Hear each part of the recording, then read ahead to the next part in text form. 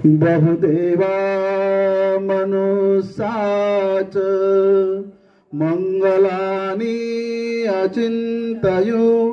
आकंगमाना सोन्तानं ब्रूहि मंगलमुत्तमं असेवना च बालानं पंडितानं च सेवना पूजा च पूजनीयानं एतं मंगलमुत्तमं पतिरूपदेशवासो च पूपे च कथपुय्यता अर्थसमापनिधि च एतं मंगलमुत्तमं बाहु सचं च सिंहं च विनयो च सुशिक्षितो सुभाषिता च या वाचा एतं मंगलमुत्तमं माता पितु उपटानं उत्तदार ससंग्रहो अनाकुला च कम्मन्ता एतं मंगलमुत्तमं दानं च धम्मचर्या च ज्ञातकानं च संग्रहो अनवजानि कर्माणि एतं मंगलमुत्तमं आरति विरति पापा मज्जपाना च संयमो अपवादो च धम्मेषु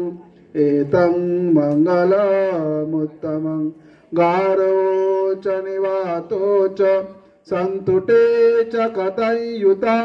कालेन धम्मश्रवणं एतं मंगलमुत्तमं खन्ते च सुवच सता समनानं च दर्शनं कालेन धम्मसाकचा इतं तपो च ब्रह्मचर्या च आर्य सच्चान दर्शनं निपान सच्चिक्रिया च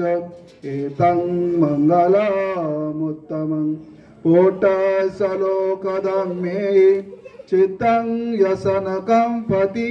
अशोकं विरजं केमं